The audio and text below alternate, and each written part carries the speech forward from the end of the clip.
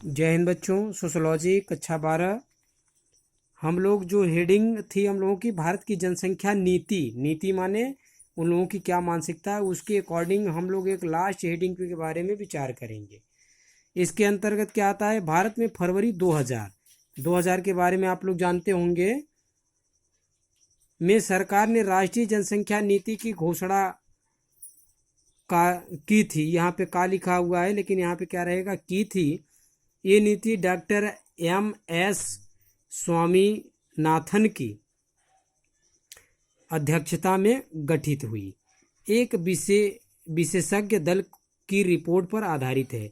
प्रारंभ में इसका लक्ष्य वर्ष 2010 तक 2.1 की कुल जनन क्षमता दर प्राप्त करना था। यदि जनन क्षमता की वर्तमान प्रवृत्ति जारी रही तो यह उद्देश्य 2026 तक ही प्राप्त हो सकेगा। दीर्घकालीन उद्देश्य 2045 तक जनसंख्या में स्थायित्व प्राप्त करना है। इस नीति के अंतर्गत निम्नलिखित कदम उठाए गए।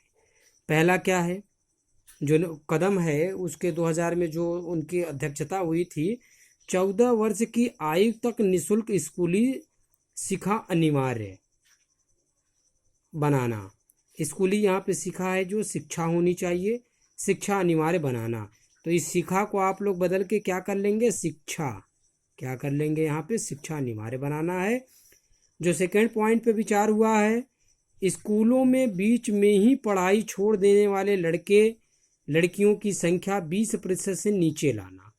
ठीक, जैसे कुछ लड़के या लड़कियां हैं वो स्कूल बीच में ही पढ़ाई को छोड़ देते हैं, तो ये बहुत तेजी से हो रहा है, तो इसकी संख्या घटानी है। तीसरी पॉइंट पे जो विचार हुई है, शिशु मृत्यु दर प्रति 1000 जीवित बच्चों में 30 से कम करना। यानी देखिए जो मृत्यु दर है बहुत ज़्यादा है, बच्चे पैदा होते हैं मर जाते हैं तुरंत। तो जैसे 1000 बच्चे पैदा हुए तो अब ज़्यादा मरते हैं, तो उनका यह है कि 30 बच्चों से कम की मृत्यु हो। चौथी पॉइंट, इसको 1-2 नंबर डाल के लिखेंगे आप लोग, 1 2 3, ये हो गई चौथी पॉइंट। जच्चा मृत्यु अनुपात प्रति 1 लाख संतानों में 100 से कम करना। ठीक, और ये 5वीं पे जो विचार हुआ, टीकों से रोके जाने वाले रोगों से सभी बच्चों की प्रतिरक्षित करना। छठा पॉइंट है, लड़कियों के देर से विवाह को बढ़ावा देना। यानी जो लड़कियों की जल्दी से शादी हो जाती है उसको कुछ देर से करना, यानी 20 साल 22 साल 25 साल की उम्र में लड़कियों की शादी हो। और इसके बाद जो 7वें पॉइंट पे विचार हुआ, 80% प्रसव अस्पतालों नर्सिंग होम आदि में और 100% प्रशिक्षित लोगों से कराना। यानी जो घर में ही ज़्यादा से ज़्यादा लोग बच्चों को पैदा करते हैं, लेकिन उनका लक्ष्य ये है कि ज़्यादा जो अस्पताल में नर्सिंग होम में हो और वहाँ पे जो प्रशिक्षित लोग हों, जो इसके जानकार हों, 100% तक उन्हीं से कराना है। और जो 8वीं पॉइंट है ये है, सभी को सूचना परामर्श तथा जनन क्षमता नियमन की सेवाएं और गर्भ निरोधक के विभिन्न विकल्प उपलब्ध कराना। और 9वां है, जन्म मरण विवाह और गर्भ का 100% पंजीयन कराना। यानी कौन कब पैदा हुआ, कब मरा, उसका शादी कब हुआ, और जो महिलाएं कब गर्भावस्था में आई, इस तरीके से पूरों का पंजीयन कराना।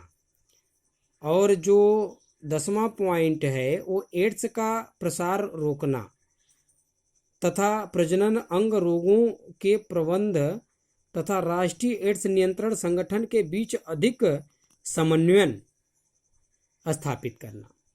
11वां पॉइंट जो है, संक्रामक रोगों को रोकना और उन पर काबू पाना। प्रजनन और शिशु स्वास्थ्य सुविधाओं को घर घर तक पहुंचाने के लिए भारतीय चिकित्सा प्रणाली को समेकित करना। और इसके बाद अंतिम पॉइंट 12 नंबर का है, 2 बच्चों के परिवार के नियम के अंतर्गत 2045 तक देश की जनसंख्या को स्थिर करना।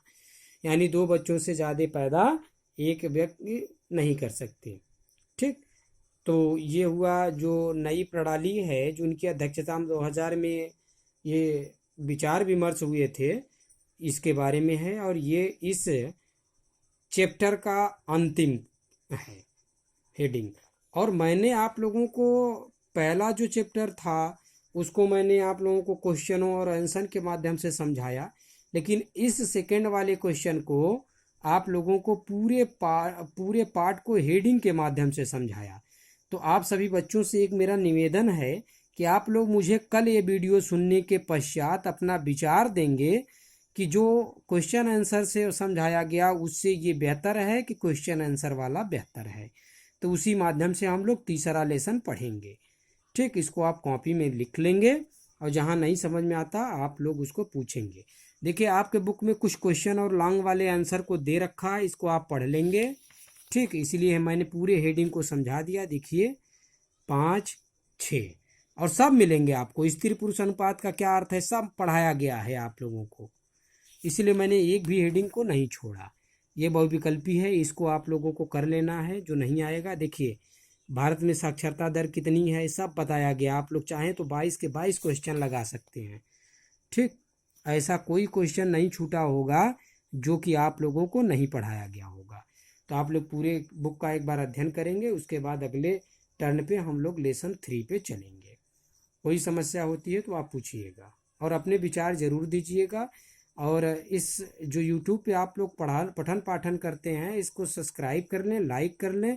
और यदि आपके फ्रेंड अगर कोई हैं जिसका क्लास नहीं चल पा रहा है तो उसे आप वीडियो सेंड कर दें, जिससे कि वो जो है अपना पढ़ाई का लाभ ले सके, क्योंकि पढ़ना सबको अधिकार है, इससे कोई वंचित न रह सके। आज के लिए इतना ही, धन्यवाद।